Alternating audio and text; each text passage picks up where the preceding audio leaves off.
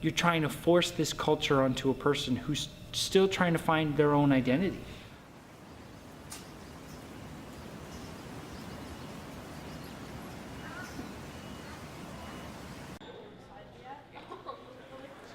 I think the biggest stereotype for teenagers is that we're like crazy and we don't really like take things seriously, but I don't think that's true.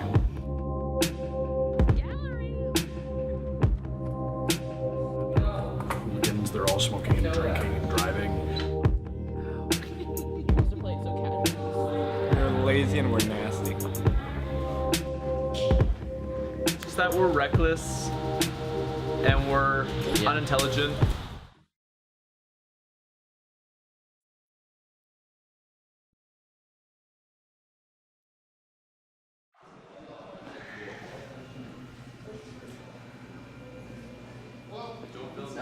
I don't want to be.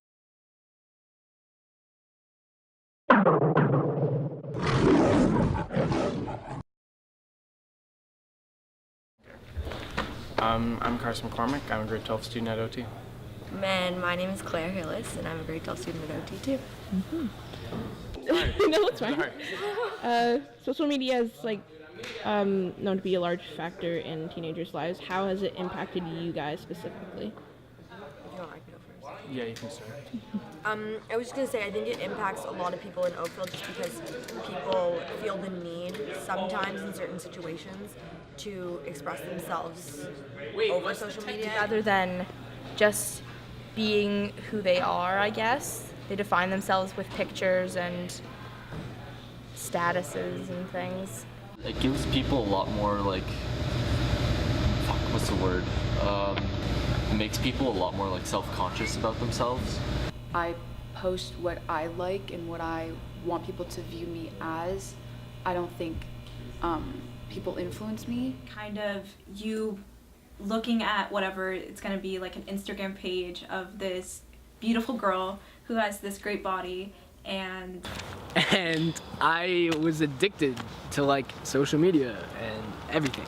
People have almost stopped existing in the real world and their life is on the internet. Like people care so much about the aesthetic of their Instagram that it almost like takes over their personality, and that's how they define themselves. Just social media makes it like, I don't know, it only shows the best at times, not the worst at times.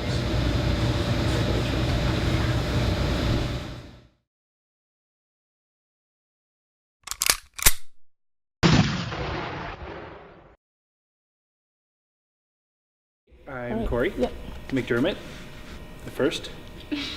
I went to OT in 2006 to 2008, and I am the founder of Open Improv and a volunteer coach doing drop-in improv after-school sessions every Thursday during the school year for the last 5 years. And we will see this scene in 5, 4, 3, 2, 1. From what I've observed, you know, the prejudice, the stereotype is that youth are lazy. I find that A, they're tired, and B, they're uninspired. Tiredness is because whoever designed curriculum for schools has never actually read any studies on youth. People between the ages of 14 and 19, they operate best after 10 a.m. You're already halfway through school at that time. So that's one thing. The second is you're keeping people in chairs when they're at their most hormonal, they're at their most active, they're at their most explorative of self, and you're sticking them in a room for an hour and a half at a time, forcing them to learn something that they have no practical application in the real world. What I'm looking for is listening and accepting of what's going on in the scene. Are we doing the 5 things? Or? 5. No, we're not doing the 5 elements. However, every scene should have the 5 elements. I mean, for myself, when I was 17, 18, I didn't know what I wanted, but I could definitely tell what I didn't want. As you can see, all it needs is a good stop. I'm going to be the person for now. You're good here. Environment, relationship, conflict, raising the stakes. Well, I have one picture on Instagram. It's of a woman driving her car, and next to her is a plastic replica of a skeleton. And it says it was a really slow drive into work today. When I first got Facebook, I thought it was a joke, so I just put a bunch of joke pictures on there. I really don't care about it. It doesn't. It's not how I identify. I did. Oh, that reminds me. If I treat somebody the way I would like to be treated, with respect, dignity, understanding, compassion, really listen, really support, and don't take any of their crap the same way I would with an adult, I find that I am given that same respect, that same compassion, and that's the way that I find I can best connect with people who are, youth.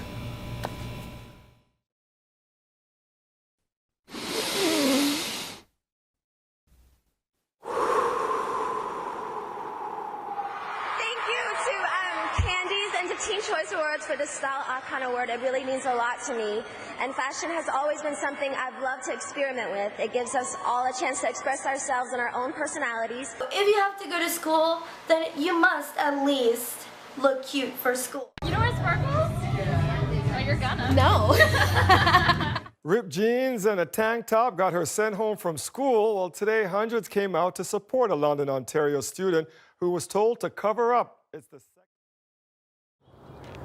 My name's Matt. And I'm also Matt. And we're from Oakville, Ontario.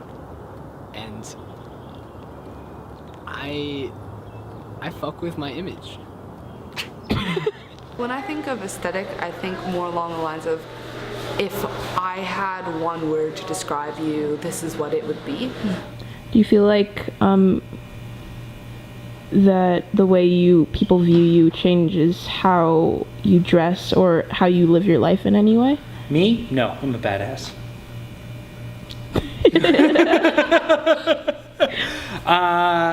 The way people... Yeah, there were certain people who challenged me when I would wear childish things as I became an adult. And they challenged me to say, is that really how you want to be seen? Because it's not necessarily what people will think of me, but it's the example that I set for the people before me. Especially as someone who works with youth. I don't know, oftentimes my friends will say, Bailey, why are you wearing that? Like, that's so weird, but like, I wear it because I like it. And like, sometimes people, I guess like, even like my fluffy slides, like I've gotten a lot of like negative remarks towards them and like positive remarks towards them. And like, I don't know, like I just feel like my aesthetic is like dressing the way I please and like acting the way I want to, like, I don't know. I guess it's kind of the look that somebody adheres to, and they try and bring that into kind of every aspect of their life, like their social media and the way they dress and the way they act and the people they hang around with and everything. Can you describe what an aesthetic is? You. Me? Yeah, you dress pretty well. Like, it's like this whole like aura that you give off of your clothing and the way you look. You look good. Thank you. Thank you. I started wearing hiking boots because they're comfortable and they kind of look like, they look pretty shitty. People make fun of me for them, but I don't really care. They're comfy, they don't keep my feet dry, they do their job. So I mean, I'm not too concerned about it. I feel like it's really hard to define my aesthetic. I try and have an aesthetic, but I feel like my aesthetic goes in a lot of different directions. And I think I let it influence the way I act a bit too much. Like if I'm trying to have an aesthetic that's chill, maybe then I wouldn't spend so much time studying and doing things that wouldn't be considered chill. Do you think you have an aesthetic? Like, I mean, I'm wearing my pajamas under this, so I don't know. I hate like the big brands. I don't like Nike and Adidas, like sorry, you're wearing Adidas. Yeah.